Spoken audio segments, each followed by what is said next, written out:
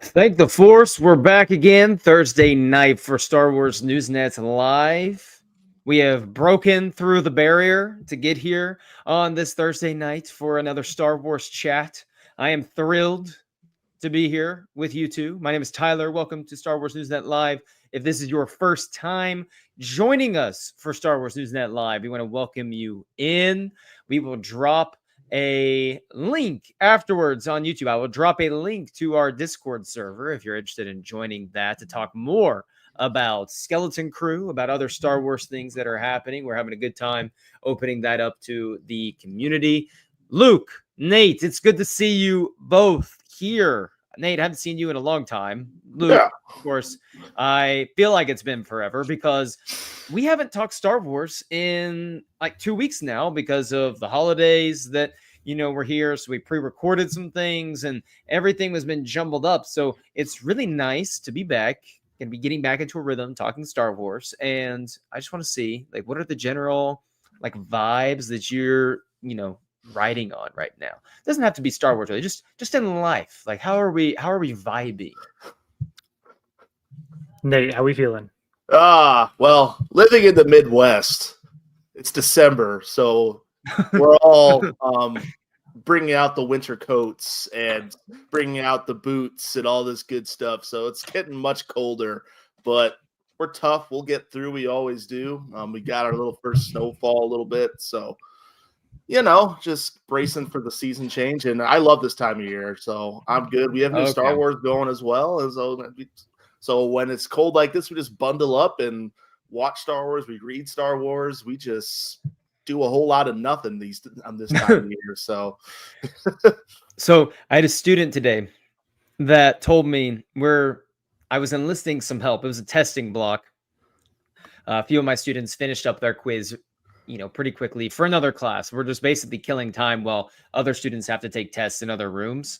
And so I said, you want to help me with this project? And so we're getting some stuff ready for other lessons. And I was asking them, do you guys have big winter break plans coming up? And she says, oh, we're traveling here and here. And I said, oh, that's great. And she tells me how she grew up in the Dominican Republic and how she had never experienced winter before until she moved to Orlando. And I had to tell her, like, sweetheart, you have never experienced actual winter if Orlando is our barometer for what winter is, which was, we started joking about that because I said, I have friends. And I was mentioning, I said, I know people live in Minnesota, Indiana, New York. That's winter. Like, let me tell you, every single state in this region has a different type of cold too. So like Minnesota has its own variation of cold. North Dakota, I lived there for a number of years, is so flat. So the wind it is always in the negative wind chills, and it just hurts your face walking down the street. So it hurts to live in Which North is Dakota worse, during North the winter. Dakota or Hoth? North Dakota feels like Hoth some days, I'm sure. I was in there during the polar vortex when it was like negative 70-degree wind chills, and we couldn't even step outside. So like I've been in there in the worst. So I don't know. I mean, Hoth still probably takes the cake objectively, but man. So Luke, you're wearing a Kanan Jarrus sweater today. So I'm really curious. Is that the Kanan Jarrus sweater I got you? Oh, it is. Okay, because I was like, I thought I recognized it. I love that sweater. As soon as I saw that, I said, it screams Luke. So my question for you is, in terms of, we're talking about winter, winter break, how would Kanan Jarrus, if he got winter break for the Jedi Temple as like a youngling, how would he, you think, have spent his time off from his Jedi training if he were to get such a thing? 2 weeks off from school with Yoda. How would Kanan spend that time? I just want to make a quick comment that you saw a sweater that had Kanan dying on it, and you said, that's Luke right there. He needs that. Because I know that if I had any one of my friends would sacrifice themselves for me just willingly, without hesitation, like I knew it'd be you. You're the kind of guy that steps up and you would protect the people you love no matter what. You know what I mean? Like that's how highly I think of you, Luke. Absolutely, for sure. If Kanan got some winter break time, which he desperately needed, and he did not get. He'd be clowning around with Ahsoka, with Barriss. They'd be fools because those three together are absolutely getting into trouble. Depa Billaba is not happy with Kanan Is she ever happy? at that point. You know, She was Mace Windu's apprentice. How happy has she been in her life? Like, is there a more unhappy Jedi than Mace Windu? I can't imagine being an apprentice to Mace Windu offers up a lot of smiles. so I'm gonna say Depa Billaba is probably not an unhappy person. Mace Windu gives off unhappy vibes. Depa is probably just driven, just career goal driven. I think she's probably happy with herself. Let's put it that way. Okay, that's fair. He's a grumpy So master. we have 2 episodes of Skeleton Crew to talk about tonight, which I'm really excited about. I also want to do just a quick movie check-in as well, because we've known Mandalorian and Grogu has wrapped up filming. You know, we've known that for a minute, but it was nice to hear Filoni himself even kind of confirm Mandalorian and Grogu has wrapped filming, along with the fact that he's, you know, well underway with the Ahsoka season 2 scripts. And I, for one, am really excited because I think by the time Star Wars Celebration happens, those scripts are going to be pretty fleshed out because they're going to start filming over the summer, I'd imagine. So it seems like we're in this nexus of good Star Wars vibes right now with Skeleton Crew, and I feel like that's just going to continue on for the rest of, you know, into next year and then beyond because of some of these projects. And I have just a quick question before we start talking about Skeleton Crew is, how tight-lipped are they going to be on this Mando and Grogu movie? Because that has got to be the quietest filming of Star Wars history. There was quite just impressive. nothing has gotten out. There's been nothing to where some people were like, wait, that was filming? And we still have a year and a half before that movie gets released. So I wonder how long they'll be able to keep certain things under wraps. But now that they're done with the filming aspect, it seems like, you know, they're going to work on, you know, the post-production stuff and then just put that thing in a box for a while. What do you think we'll get any other like leaks, quote unquote leaks that are going to happen? They feel like they've been pretty good with Mandalorian, you know, keeping that close to the vest. They kept Baby Yoda under wraps until premiere night. So I feel like if they wanted to, they easily could, but it's just the nature. Luke. Yeah, for sure. But it's the nature of the beast. There's going to be some leaks, but yeah, it's going to be very controlled all the way up until the night of. But at the same time, like, I don't know if they have that type of surprise in the movie, but hey, I guess we'll see. Luke, what about you? You think we're going to get too much? Yeah. I can tell you that I don't want any. I'd love to go into a Star Wars movie knowing only what's in the trailer. For it. So 100%. So I'm going to say no, that we are not going to get any leaks. I'm going to be realistic here. Let's say one leak, something about maybe a cameo character or a planet or something. I think there's going to be one. But there's also there's probably leaks like that are going to be easier to avoid too. Like easier to avoid that versus once we start seeing trailers, people are going to start asking around, and people are going to start maybe spilling some stuff. Celebration will probably deliver something else. We'll get the first trailer at Celebration, 100%, guarantee it. Fun. I can't wait. Or will it just be the one they showed at Disney D23, and they're just going to add like one other thing? Oh my God, I hate that you just said that. I hate that you said that because now I'm going to be worried for the next 4 or 5 months. I need a sweatshirt. Because it's possible. They've done it before. So it's going to say about what? It's going to say, I survived the Star Wars movie drought of 2020 to 2025. Okay, I'll get you some. 2026. Well, it comes out in 26, right? That's what I'm saying. So it's like 226, like, you know, because 25 could be could be like, January 1st, 2025. You got to go Those through first that. 5 months of 26 are going to be a long Oh. 5 months. Because Those there's gonna first be 5 months of 26, I'm finishing up grad school and all of that while I'm Yeah. waiting for this Mandalorian movie. I'm gonna be dying. there's That's going gonna to be be like so my much freedom celebration. discourse, whether good or bad, depending on how the various series that come out between now and then. There's going to be a lot of discussion. I think people are underestimating how much people are interested in this movie. I really think so. Yeah. But until we get to 2026, it feels like it's so far out. So until then, we're just kind of in a waiting period. We do have a Star Wars show happening right now, Skeleton Crew, which is very exciting. Like, this show was, I think, a breath of fresh air Star Wars needed. It is hitting at the right time. So before we get into, I'm rating it this, I'm rating it that, these are the best parts, we're going to break it down. I want to know from just the first episode, what was your high from the episode, like favorite moment high of the episode, and what was your like low point of the episode? And the low doesn't have to be too severe. If you really enjoyed the episode, you really enjoyed the episode. But what was your high? What was your low point? We got one figured out, Luke. What we got? The high is going to be when Wim and Fern interact in like detention. Oh, that was so good. I really liked those two. I really like those two characters for very different reasons, and I like that they got to interact there. Kind of like, sparring off each other there. And my low, honestly, I'm not sure what it would be. I'm not going to try to force one. I had a good time with it. So there was nothing that was just glaringly bad for me. So Okay. maybe I'll Classic figure Luke, out some refusing to nitpicks give a here. low. I'll figure out something as we go along, but there was nothing Okay. that I just like brought into the episode tonight to be like, this is what I had. So there'll be something, but Okay, that's fair. Nate, high and a low. What is our high for the episode and our low? In the chat, drop your highs and lows. So I wrote the review for these two episodes on the site Star Wars News that you could find my expanded thoughts.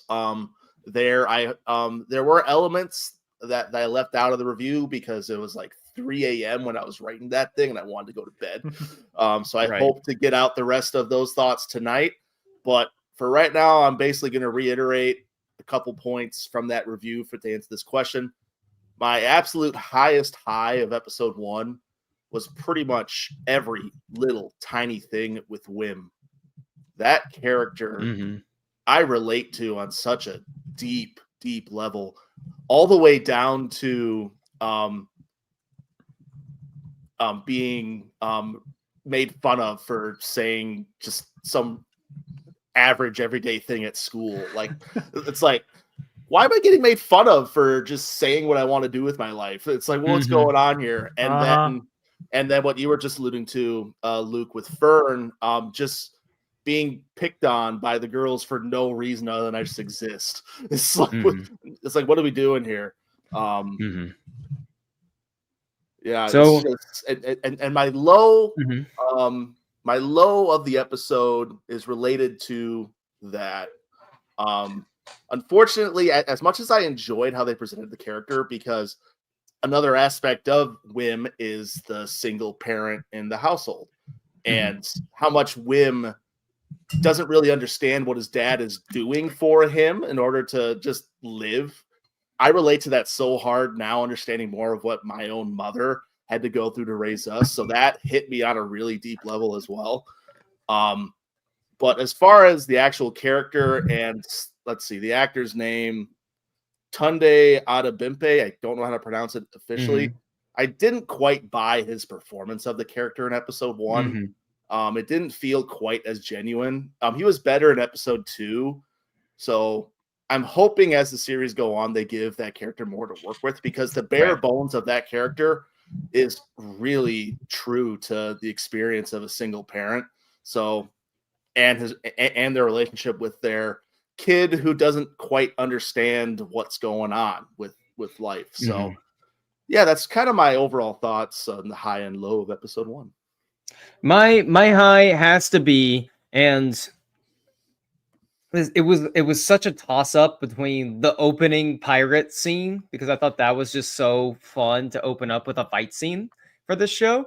But I have to go, and forgive me, I have to go with Wim looking in the windows of Neil's house and us discovering that Neil has siblings with the That was twins, wonderful. watching the like circus people from the holidays, like it just holiday special. It was just hilarious to watch. I was like, oh my gosh. I said when I saw Neil, my first Neil's twin siblings, or the little siblings, or the twins, or whatever, I said, oh, now there are two of them. Like, there's just This is that was getting out my of hands. there's little mini Neils. Like Janelle wasn't able to stay and watch we weren't able to watch it together. And so I literally sent her this picture like, there's twins. He has twins, because she's obsessed with Neil as well. So my high has to be just all of Neil's family. Like there was so much, I think, random hype around Neil's character, but coming into this, just because he looks cute and all of this.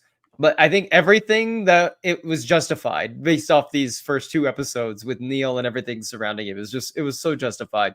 The low for me, it's not really, it's more of just a little nitpick for me, but I felt like we took maybe just, it did its job for a pilot of really setting the stage. I would have liked to have had the 4 of them get together maybe a little sooner in the episode.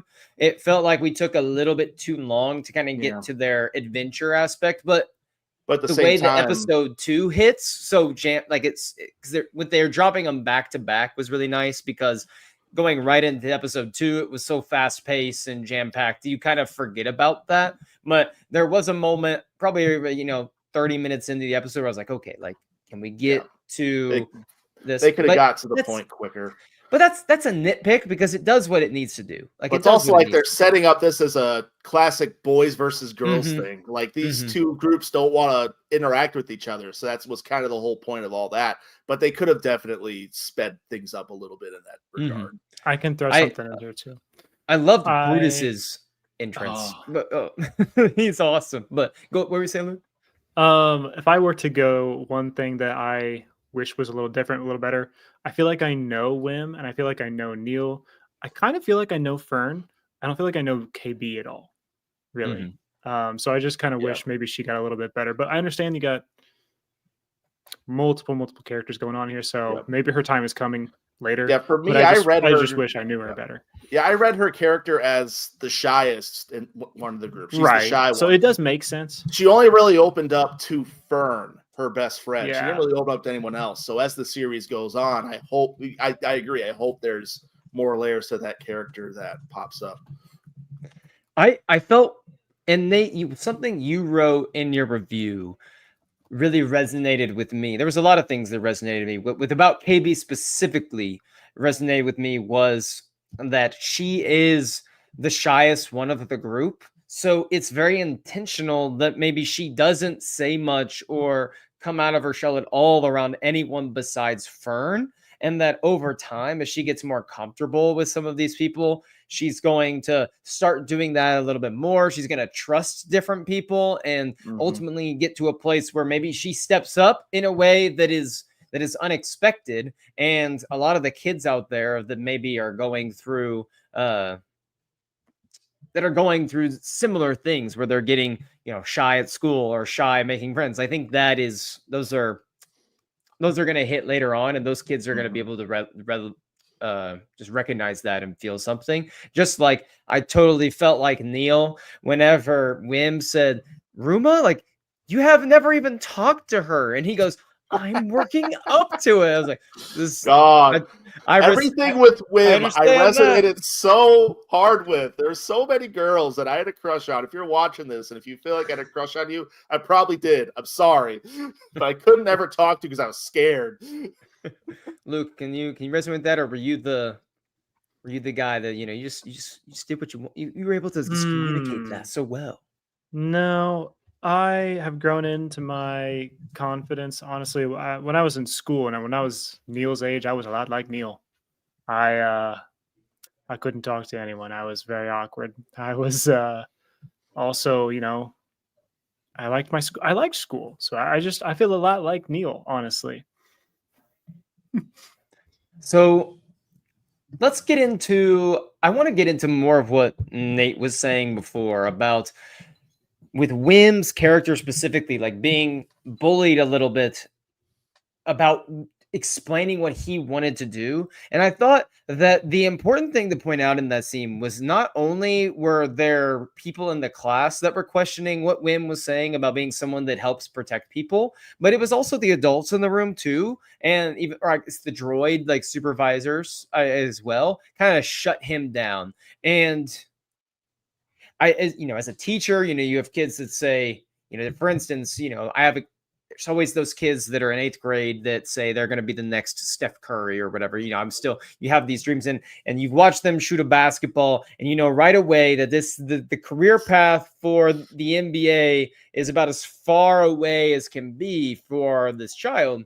Yet, my job is not to squash this kid's dreams or squash what this kid wants to do. My job is to cultivate that dream and try to work with him to get the best out of him as possible. And Wim is in a situation where what he wants to do seems like everyone in his community is shutting that down, and he's not even in a place where he's allowed to thrive. And I remember there are times growing up I was really blessed to have like a family that was like very supportive anytime I really like wanted to like go do something and be creative. But there's also times where I had a hard time advocating for myself what maybe I wanted or what I thought was best because I was worried about the perception of what that might, bring from my peers or others. And I think having seen Wim advocate for what he believes like he wants to do and getting shut down kind of, I think a lot of kids, can resonate that, and adults watching are like, that was me because I was too scared because I was worried that was going to happen. Or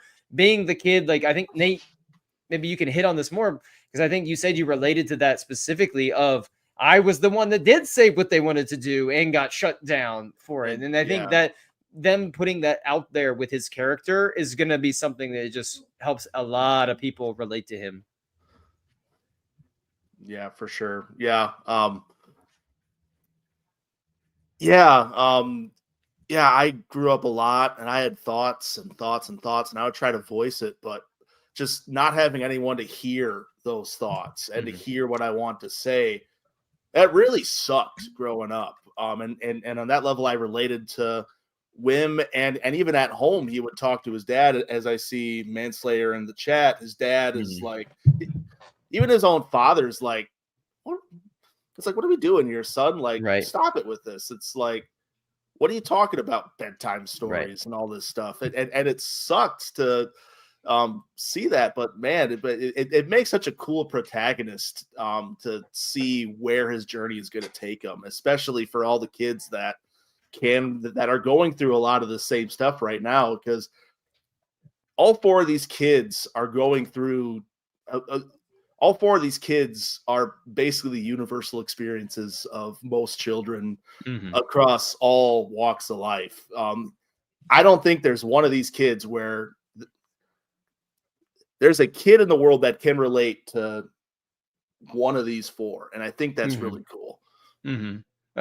I would agree. Luke, when you see Wim playing lightsaber with someone like Neil, because like I love Nate put this in his review too. I'm going to shout you out several times tonight, Nate, because you deserve it, because you did a great job in what you wrote.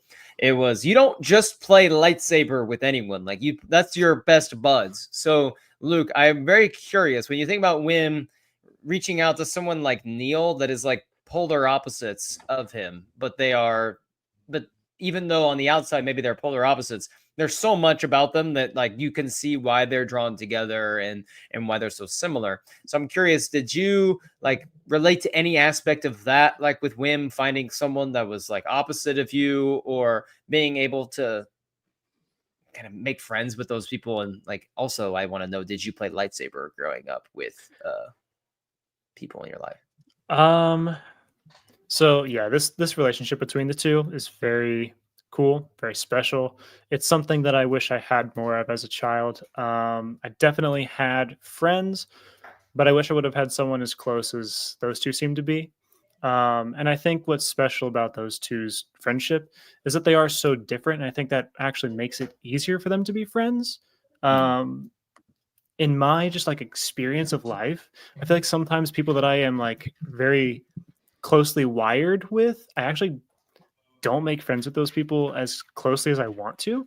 But it's someone who's like Tyler. I feel like Tyler and I are actually wired very differently and we think differently, but we have so much shared area in our like Venn diagram of who we are that like because we're coming at it from such different perspectives and we love the same things, I feel like it helps us be better friends.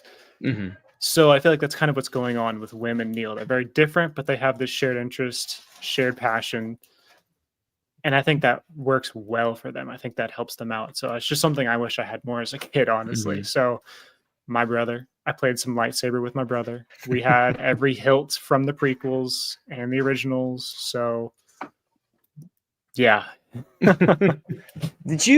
What were like did you guys, any other Easter egg type shots, moments that you guys found in that episode that you said, oh, that moment was really fun? For me, it was not necessarily an Easter egg, but just having the opening sequence with the pirates, I thought that was just so like, it reminded me almost like A New Hope when they're waiting for the doorway to open, and and they're lining up, getting ready to take on the pirates, and they come in, they just start blasting them, and then it just seems as if we can go ahead and say this. I think like that Captain Silva is 100% Jod, and having it open with confirming that Jod is among these pirates, that in the trailer he's telling them these murderous pirates are coming after them.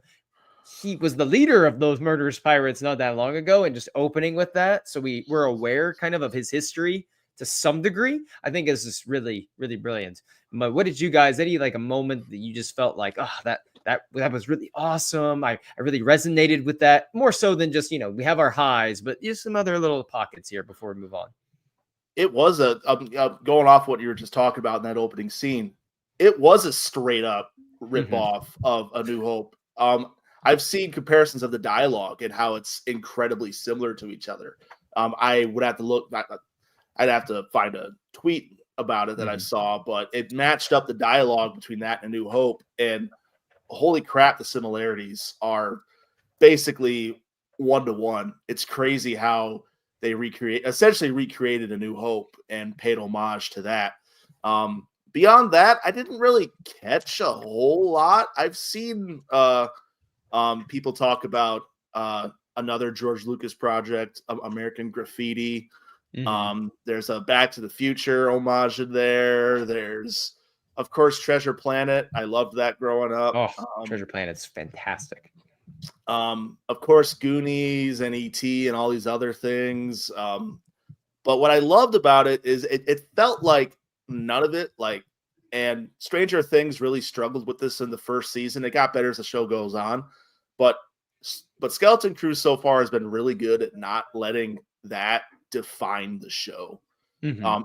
It's been letting its story tell the story and not all these other little things kind of demand screen time. So it's that aspect I really like. So it's some of the like nostalgia or the things that really drive you to be like, oh my goodness, that feels like Star Wars, are the little things like when Neil's siblings are watching little snippets of things you've seen from the holiday special, just this little homage to something that's come before. But it doesn't really, if you don't notice that, it's not taking away any of your enjoyment from the show. But if you do notice that, if you're a degenerate like some of us are, then you are able to have a really good time with that. I want to address, for Luke, you answer this in a moment, but Manslayer does say, do you think it's odd the kids know or have access to Jedi and Sith lore? It raises questions about how long they've been hidden from the rest of the galaxy. I do want to talk about the whole vibe with this planet. I want to wait to almost talk about it after we get into the second episode too, just based off of some things that are happening back and forth and what we learn about the name of their planet and what people are not, or how they're not familiar with it, because I think that ties in with this whole Sith lore thing. But Luke, any final comments on episode 1 before we wrap this up? As far as the Easter egg discussion, I actually like the fact that my answer is there's really not much that stuck out to me that I just need to comment on, because I did see a quote that I liked, and it said that this feels like a pretty good show, and they said it in Star Wars instead of it being like, let's make a Star Wars show. Right. Kind of feels like a flip of how things have been going lately. So I liked it. There's not a ton of Easter eggs or references that you're going to sorely miss or feel like you're not up to date. Like it's a good show, and it just happens to be Star Wars. I think that's kind of my view on it. So yeah, I liked episode 1. It's been a great start to the show. Episode 2, let's go into this now. It's very quick. It's a very fast episode. Only a 20, 25 minutes, 23 minutes, really quick. barely. I didn't even feel that when I was watching because it thought it jams was so much in. I was perfect like, it was fantastic. It felt like watching just a perfectly drawn out episode of Rebels or Clone Wars, where I would like feels- it to be longer, but Yes. for what it was perfect. And future whoever is creating short episodes, because I think again, Nate, you said this in your review, was not going to get into a discussion on Disney runtimes for these shows, but Everyone if agrees we are going to have episodes- these short ones, go look at what David Lowery did here, because this episode is fantastic. So high and low for episode 2. High and low for episode 2. Luke, get me started. Give me a high and low for episode 2. Well, I hope I'm not going too broad here, but I'm just going to go with SM33. I really like this character. If you think that he got swayed too easily, then I think you're in the wrong type of show. Like, he just gets swayed into being like, yes, okay, Fern, you're the captain. Let's do this. I was like, yeah, let's do it. Like, this is how journeys go. So I loved SM33. I want to see more of him. Just whenever he goes, whenever Wim's like, well, I want to be the captain. Oh, as a crewman, you have the right to challenge the captain to like a fight to the death or something. Fern, you can be the captain. You got this. You got this. Low? You have a low? Again, there's nothing that I'm bringing in that I'm like, this one didn't work for me, but there's certainly stuff that we'll get into that I'm sure I can tag along with. But honestly, you didn't do that. You didn't do that for the first one, so I did actually. So you can can it. What did you say? I don't know. Nate, Luke, we're just gonna start doing. Luke can just name 2 highs because he just hates bringing the. One of I these just love weeks- Star Wars. Okay. One of these weeks, we gotta just hold Luke's feet to the fire and just force him to say what he doesn't like about I have too good of a something. time with this stuff. I know you do, and I don't blame you. And honestly, it's like I'm struggling to come up with a low for this episode. Like, In your it face, was- Tyler.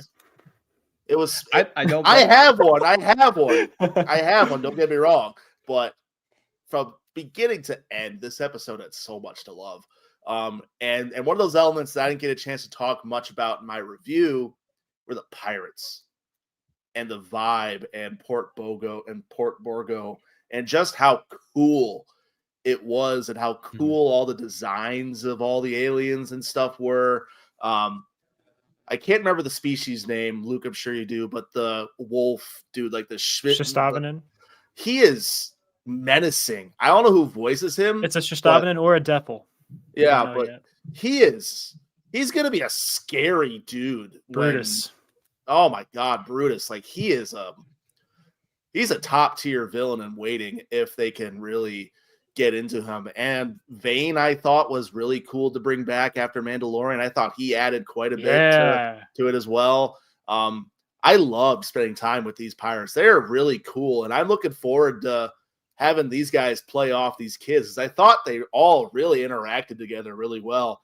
Of course, this episode is really just setting up what I think the series will be about and the race back to Aden and whatever the heck they're going to find when they go back there, because that's a whole other mystery, a whole can of worms. But I loved seeing this side of the galaxy in quite a unique way, and through the kids' eyes, of course, just adds another level of terror, because it's like these pirates could snap these kids' necks as soon as they want to. And if this was if this wasn't Star Wars, I'm sure we probably wouldn't have gotten a thread of that. So, but if it's not on Max, so we don't have to worry about that. Yeah. My low of the episode. I know I know Tyler, you and me both alluded to it, that if it's going to be short, this is how you do it. I just wish these episodes were longer, man. We ended on the cliffhanger with Jude Law. He was all over the marketing. I would have loved to have gotten just a little bit more of Jude Law and just added another 5-10 minutes. They escape out of the jail, and then they go off to the next planet and just really establish that relationship with Jude Law and the kids. I don't want to wait another, 3-4 days for it. That's really my only big low, is just that big general Disney Plus episode runtime discussion. Because I think we all agree we want these episodes to be longer. Yes. But sometimes they are okay to be shorter. They really are. And this episode proved it. But at the end of the day, it would be really nice to just get more time with these characters, because they have endless amounts of money. So it's like, just come on, man. My high, there's so many to choose from, and just the jam pack. Like Luke already said, SM33, given the 1-2 to the Pirates was amazing. I have to go with the music, the score at the end when Jude Law was, question mark, using the Force to grab the keys. I think he was. That'll be interesting. I don't know what else he would be. I don't know what else could have gone on. I'm assuming he used the Force, but the music that played during that, I loved it. It was so good. It was amazing. Just felt completely original, while sneaking in just little beats of recognizable Force themic elements within it, and it was absolutely fantastic. That to me.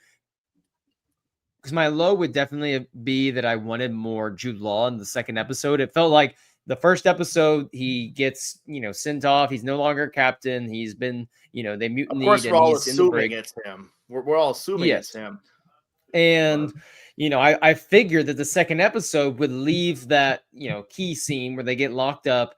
And then I was hoping it would lead to them breaking out with him and ending with them having some interaction with him. Instead, it just, we'll have to wait for next week. That was what I wanted, but that music was fantastic. It hit on every single note. I liked it more than if that is a song or a theme that is recurring in the show at different moments. I would love that, because that for me hit better than pretty much any other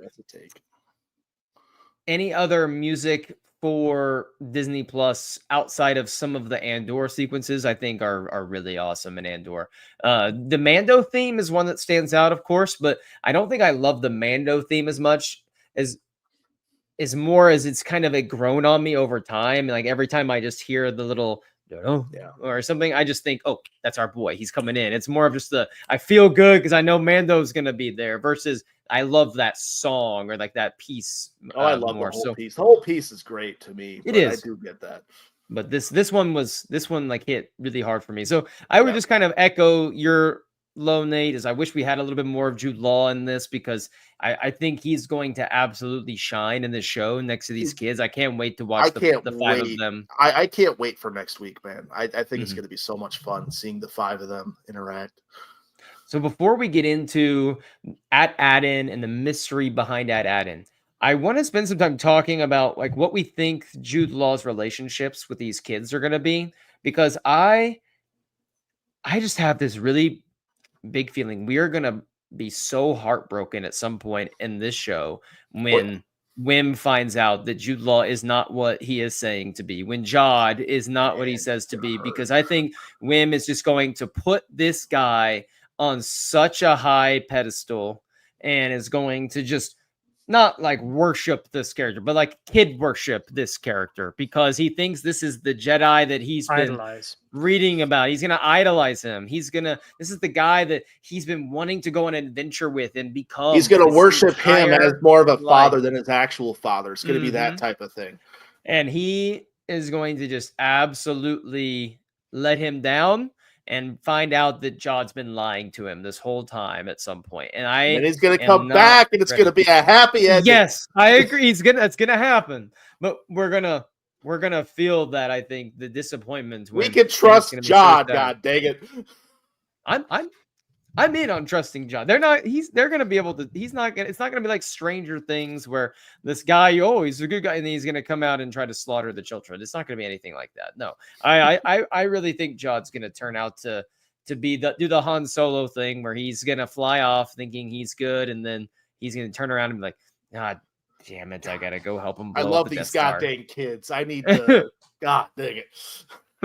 I think that's what's gonna happen. But I really am excited to see. Obviously, Fern, KB, Neil, they're gonna have their own relationship with Jod, but the Wim Jod relationship is gonna be the one that I think that just really tugs at the heartstrings. Other than Jod trusting Neil to pilot a ship, which we know is coming at some point soon, which is gonna be hilarious. Even though I've seen it a dozen times in a trailer. The way I see this going down is Jod is going to be. He's going to appear as their savior to get them out. Wim is going to absolutely idolize this guy. Fern is going to be very skeptical. She's not going to like Jod. She's going to appreciate that he got them out of jail, but she's going to be like, "Screw off, dude! Like we got this. We're going to get back home without you." Wim's going to disagree. KB is going to acquiesce to Fern. Neil is going to be on the fence. He's going to be more with Fern, but his best friend is Wim. So he's going to be kind of caught in the middle there. He's going to be appreciative that they got him out of jail. So I feel like even within the kids, they're going to have their own struggle even more. It's going to be heightened because of the addition of Jod.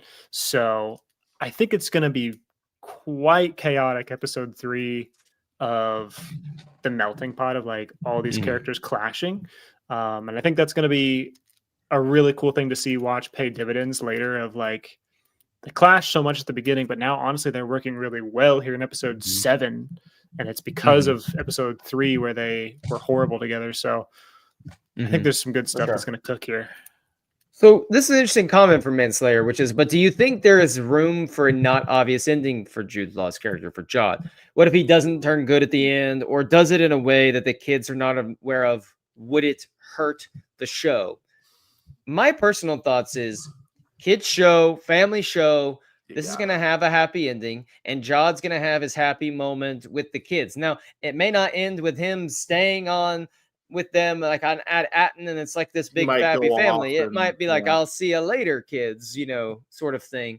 But I think that it doesn't, just because it's an obvious ending, I don't think that's a bad thing, because it's Clone Wars has the most obvious ending when you're watching it in the world is, this is going to end in death and destruction, but along the way you absolutely love the ride, and it's worth knowing what happens in the end. I think we can expect that ending here with Jod, but I don't think in any way is going to deter my enjoyment from enjoying this show, because I think that in the end of the day, it's all about can you put those elements in the show that even though you have a feeling it's going to all turn out okay, that it's going to be okay in the end. And Star Wars has done that pretty much forever. We always know in a way like how like this is all going to work out. Like we knew in A New Hope, they're going to destroy the Death Star, because the rebellion's not just going to get wiped out at the end. And Star Wars kind of does this a lot. In Revenge of the Sith, we know that the Sith are going to take over everything, and it's going to suck. Does not deter my enjoyment, just because I kind of have a good idea of how this is all going to play out. But do you guys think that there's room for Jod actually disappointing the kids, and it's just a really harsh reality lesson for the kids watching like that? I just don't think that's what Disney would go for. I can't see it. I could see a world where he helps out in a way that the kids don't necessarily realize it, but maybe he leaves a clue where like Fern kind of puts together the pieces, and like and going off what you were saying, Luke, that's how Fern kind of accepts the character and what he did. But I can't be certain until we know how the show's going to develop. Mm-hmm. Are we just dealing with the pirates, or are we dealing with something more sinister on at Atten? Like, we don't know yet. And a lot's going to depend on how the show develops. But as of right now, I just can't see an ending other than Tyler proposed. Like, what about this? What if said Jod just sells the kids to Kessel and the show ends? Darkest ending possible. Sell them to the. So, while we're at it, sell them to the Zygerians. While we're at it, let me pitch you this. Worse. This is the way I think it could work. What Manslayer's saying could work. And Luke, we'll give you first crack at tearing this potential theory down. What if this is the only way I could think it could work? What if Jod and Wim's relationship, Wim idolizes Jod to a point where it becomes so contentious among Neil and his other friends, where he's willing to continue to go down like the line of thinking that Jod wants them to, and maybe it becomes a point where maybe he chooses to Jod over his friends and I had that thought. And then realizes his mistake and realizes, my friends, those are the ones that really matter more than these people I'm idolizing. And he goes back, abandons Jod in that unhealthy relationship and saves his friends, or does what he needs to get his friends back. Like, that to me is the only way I could see that maybe lining up with Jod not being on the right side of this at the end. I like that. That's a good point, that like you could use that character to help Wim grow. And Jod doesn't need to be a mainstay for the rest of the Mandoverse, for the rest of the movies and stuff. He's kind of just here for a skeleton crew, and he pushes Wim to grow up and kind of get a sense of realness. I like that. I also think maybe he's going to come to the end and he's going to be like, Wim, I'm sorry. I'm actually not a Jedi. I'm in the Brotherhood of the Ninth Door. And then it's just crazy High Republic reference, because we need a High Republic. And all 5 of us will go crazy.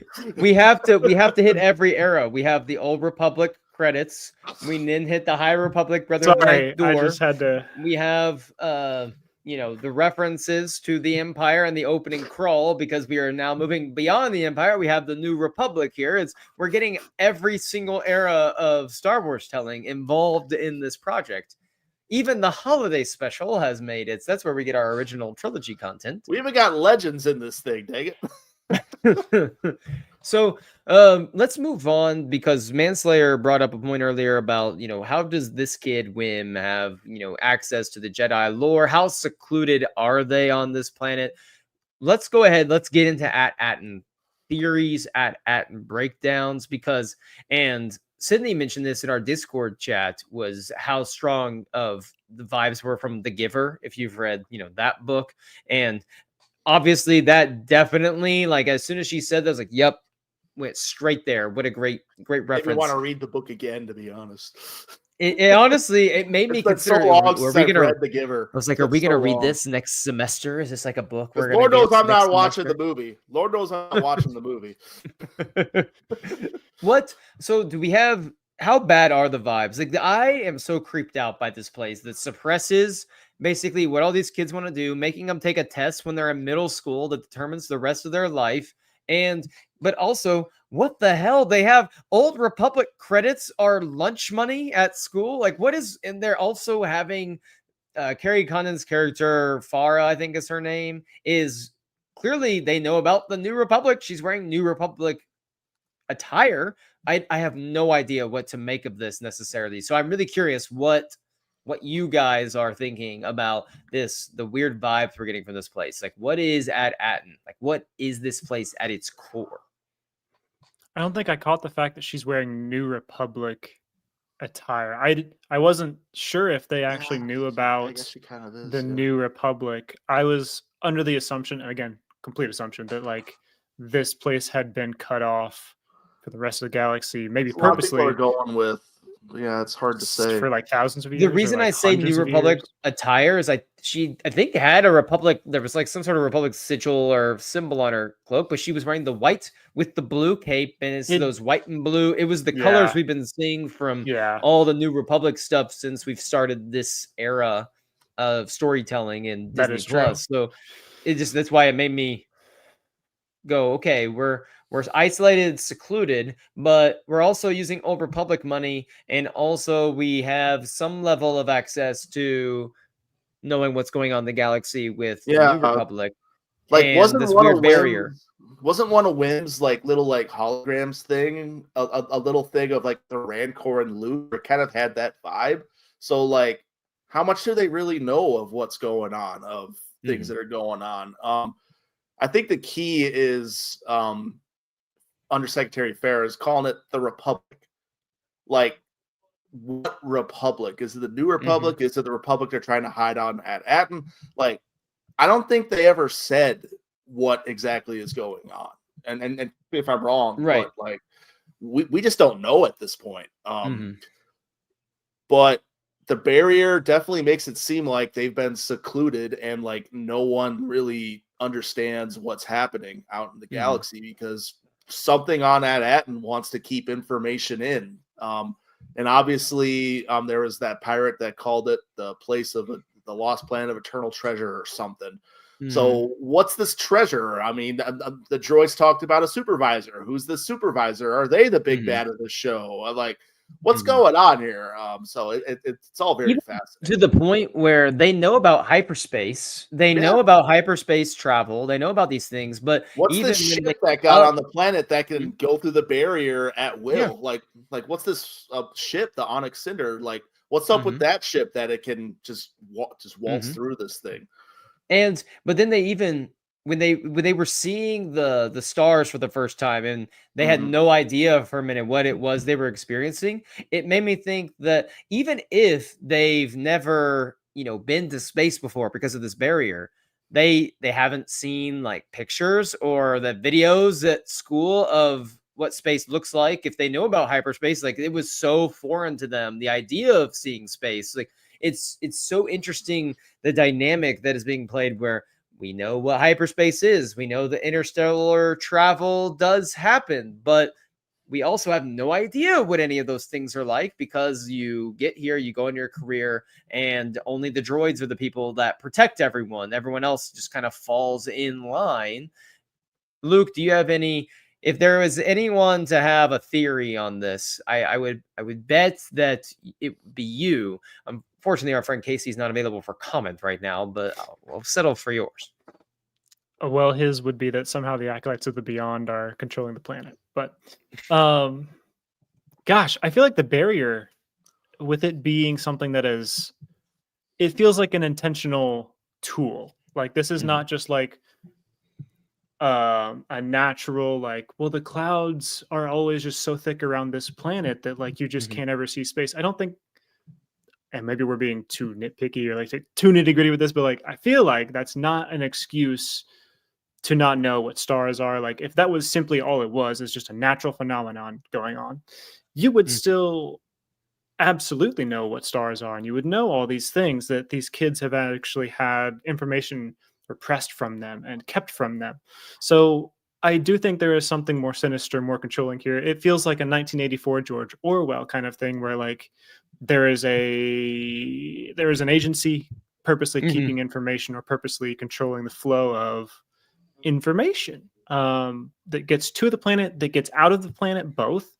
They obviously don't want people believing. Why? You know what I mean? But like, why? Yeah. What's the point? Like, that's what I'm so curious about is the why. Like when they return back to the planet, presumably with pirates in tow, what in God's green earth is going to happen? Or what are they going to even learn about their planet on the way to where they get back and they have a very different perception of this planet? They could find someone who knows something about the planet that could give them the answers. And you know that, like, you know who I think is going to be that person that has some answers for them, that's been around for a freaking 1,000 years, it seems like, and is also a pirate, is Maz Kanata. Like, I wonder if Maz Kanata, who's been around, obviously there's High Republic stories with Maz Kanata, she's like at the height of her powers even then in terms of her influence in the criminal pirate world. So she's old then, so that could be a reference that ties in the movies that people said no insane cameos though. Is Maz Kanata an insane cameo? I don't I know. saw I don't is know. Hondo an insane cameo? I It's would say tough to tell. yeah, I don't know. I think any Hondo's more character, insane any than alien. Maz. I'll give him that. I would say Hondo's probably a bit more insane than Maz, simply because we've seen live action Mhm. Maz. Right. So I feel like Maz could be someone. Oh, at the Legend of At, and then she might have some inside information of that's maybe that legend is false because it's actually a myth because there's this dark secret that's covering over it. That's Old what they want you to Republic, believe. Old Republic Sith. I don't know. See, my Maybe? thing with there was a comment that like, how do John they know- versus a Sith in the finale. Calling it now. They're that seeing happens. lightsabers like in that. the finale. Let's the have acolyte. it. Palpatine's clone son is there, and everything. There's not a chance in hell it's happening, people. But man, imagine. There was a said, comment. How do these imagine. people? How do they know about the Jedi and the Sith? And I think what makes sense to me is when you put it in terms of like real life. Sometimes that helps you realize things. Sometimes it ruins the immersion. But for them, if they are from the Old Republic, they've got Old Republic credits. That is when Jedi and Sith were out in society. Like you could equally meet both of them. For Old Republic I think they've been lost for longer. Like before the Rule of Two started. Yeah, canon is so different in how they presented the Old Republic. So I'm not quite sure. We don't really know what that's the canon Old Republic is. We have no idea, which makes that's this whole thing all the more fascinating.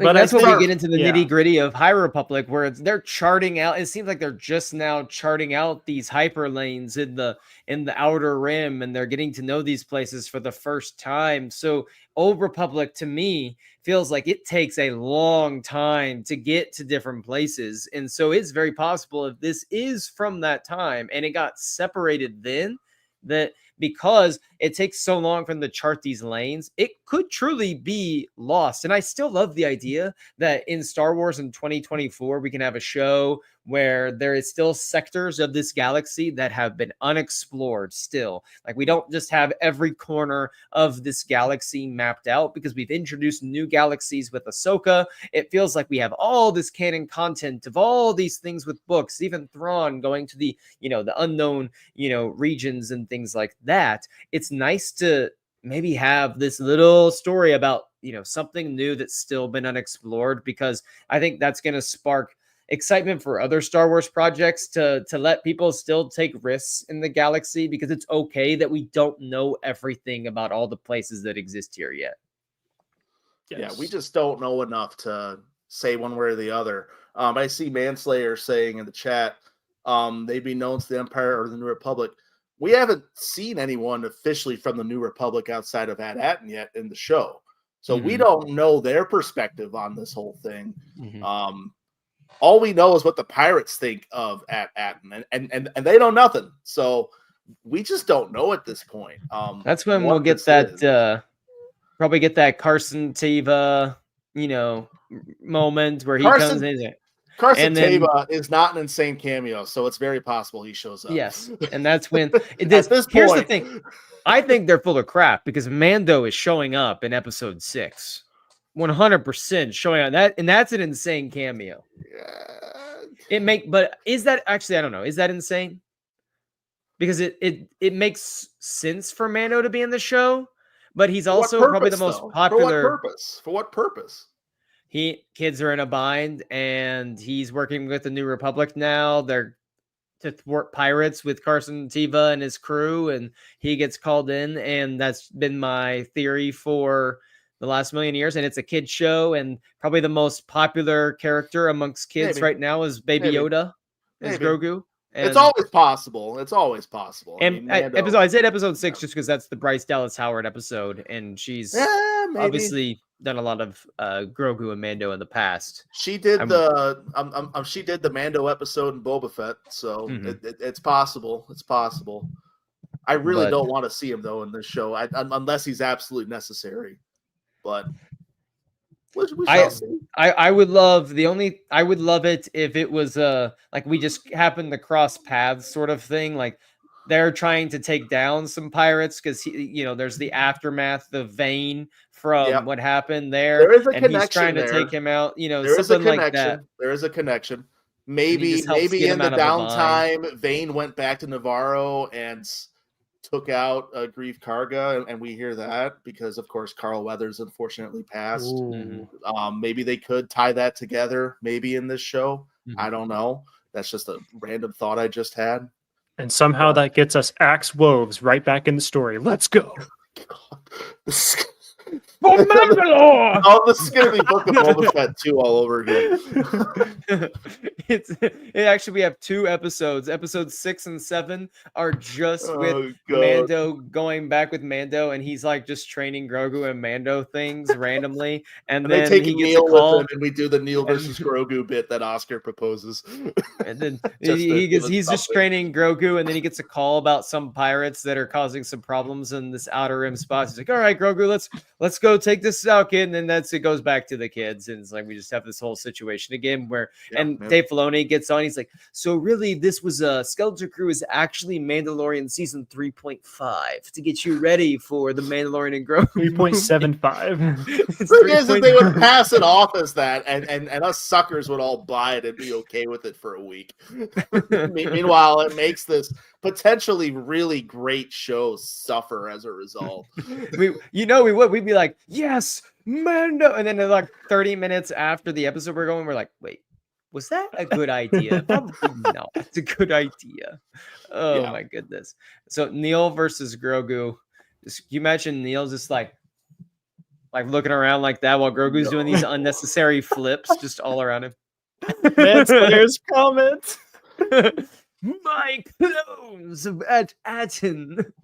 Oh God. Wim's dad, he's actually really upset, and that's what he does all day. He's an analyst. He's just analyzing the clone patterns of Moff Gideon's clones down in underneath Atten. This could be the show where Luke and Ahsoka actually meet for the first time.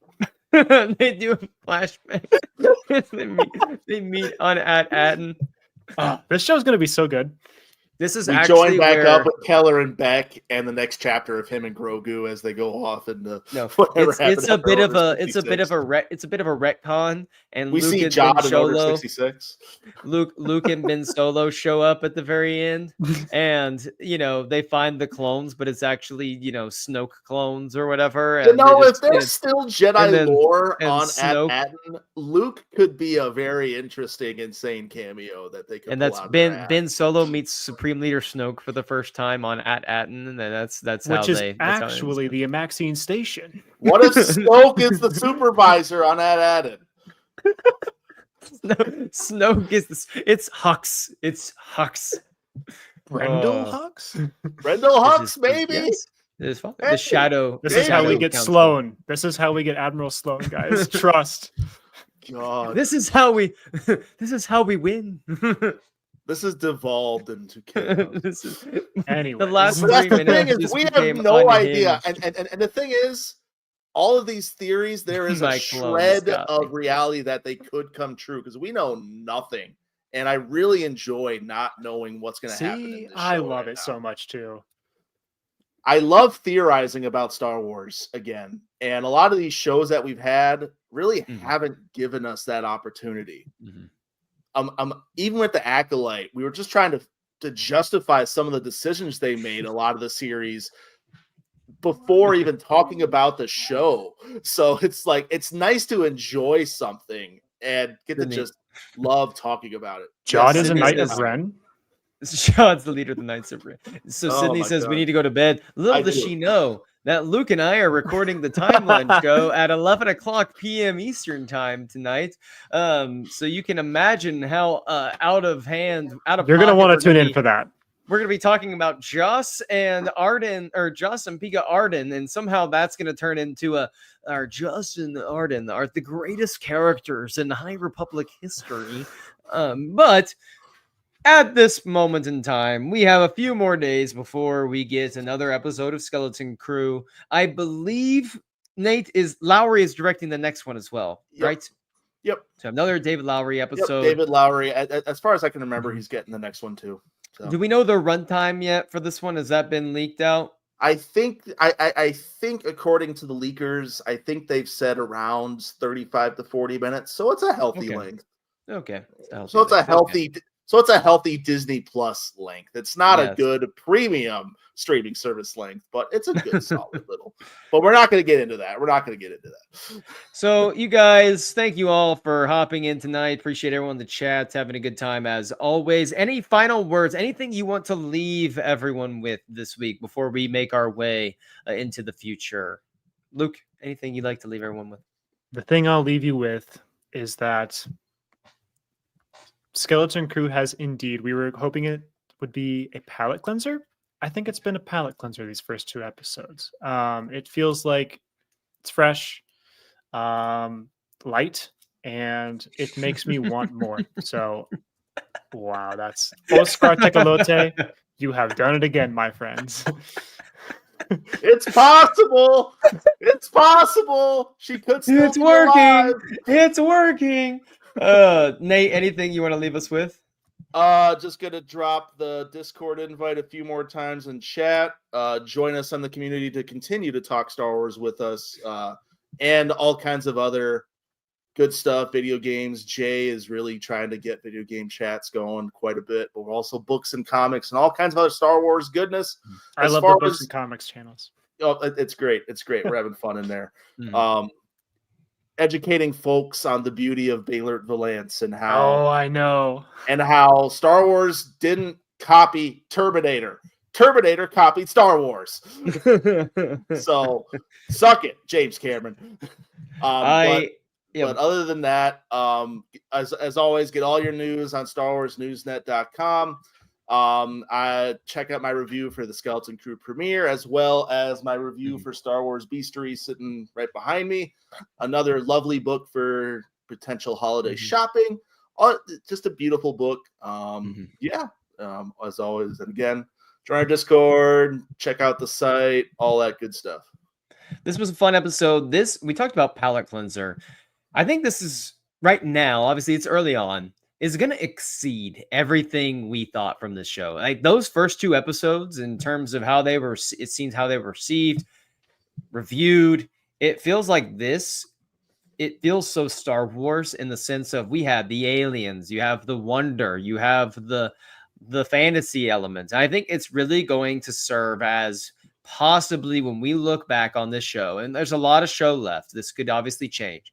And this could be a turning point for Star Wars after what has seemed to be a very difficult last 6 to 8 months. This could be something that really propels us moving forward into some brighter days. And so that is exciting.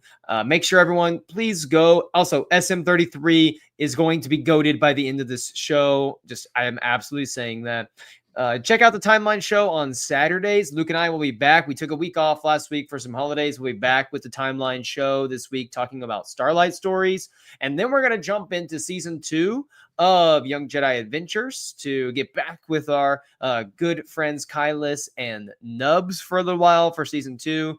Then we'll dive back into the comics and some novels. Excited to say that Kevin Scott's going to join us here in the coming months to talk about The Rising Storm, which I'm really excited about to dive back and reflect on that book with him for the Timeline show. There will not be a Monday podcast this week, as I found out a couple days ago. I have to go out of town for the weekend, which I found out a couple days ago. I knew about weeks ago. I just forgot. So I was in trouble for that. Just letting you guys know. He's actually just shielding Miguel. This is his fault. Yes. So no, but yes, no Monday pod this week, but that will be back on track moving forward as well. Everyone, enjoy life. Enjoy it all. Remember, for light and life, everyone, that we are all the Republic and also our clones at Aden.